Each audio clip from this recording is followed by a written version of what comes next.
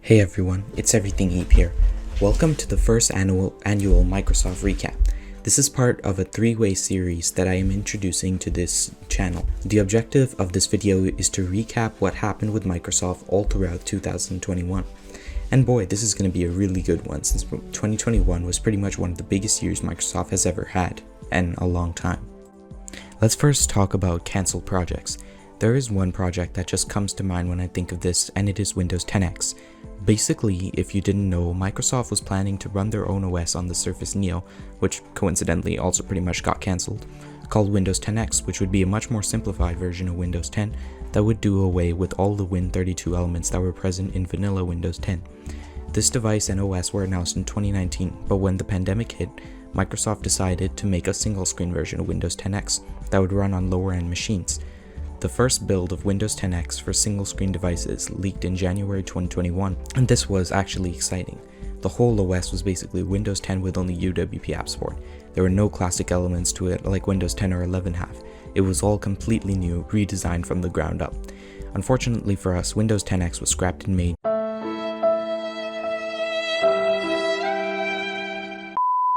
due to Microsoft wanting to focus on something else that was coming up.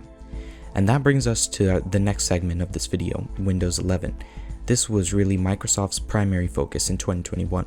Basically, the idea was that sometime during 2021, Microsoft would reveal a game-changing update that would come to Windows 10 that would bring many quality of life improvements. For the longest time, this update was known as Windows 10 Sun Valley, but all of that was out the window, no pun intended, when in June, Microsoft announced an event on the 24th for a huge update to Windows. There, The Verge pointed out that the shadow cast by the Windows logo on the invitation looked like it made the number 11.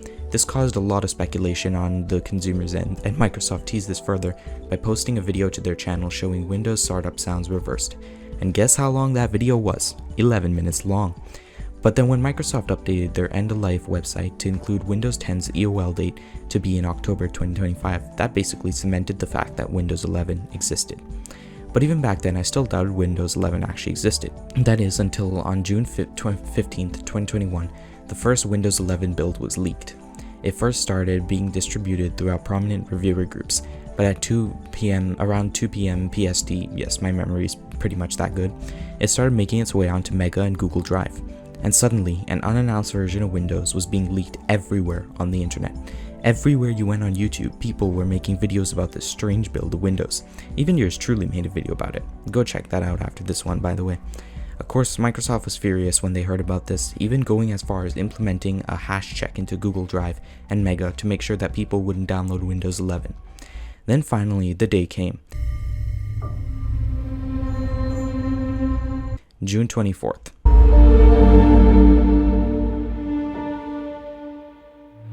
Microsoft had finally announced it. Windows 11 was finally a thing, and the reception was really bad.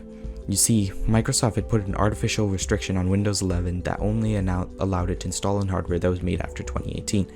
This made absolutely no sense whatsoever, and it's basically now falling into obscurity like Windows 8.1 and Vista did after they came out. This is really kind of sad to see, as Windows 11 definitely could have been something else if Microsoft had prioritized it properly. Now let's talk about Surface. Microsoft hadn't refreshed most of the Surface line for a while now, so it was really due for a refresh. We saw the Surface Duo get refreshed, which was pretty awesome. This was in September, by the way. The first Surface Duo was nothing short of its disaster, considering how awful it was. The Surface Duo 2 completely changed that, making it way better than its predecessor. We also saw the new Surface Pro 8, which was a refresh to the aging Surface Pro 7 that Microsoft had been selling since pre-pandemic times. Ouch. We also saw the Surface Go 3, but who cares about that anyways? That was just a really crappy product, and yeah, no one really cares about the Surface Go 3. And alongside all of that, one laptop shined above the rest, and it was the new Surface Laptop Studio.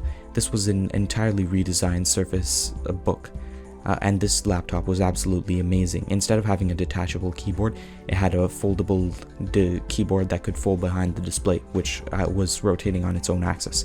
This device actually looked really cool. When I first saw it, I immediately fell in love with it because it was so nice.